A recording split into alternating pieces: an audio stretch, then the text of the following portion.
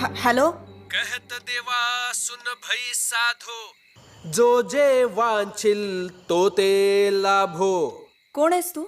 मैं समय हूं. तू राहतेस ना, ते घर माझं आहे. कसं वाटलं? ओ, मग तू तुझं सामान का नाही घेऊन गेलायस? का? राहू दे की, काय अडचण आहे?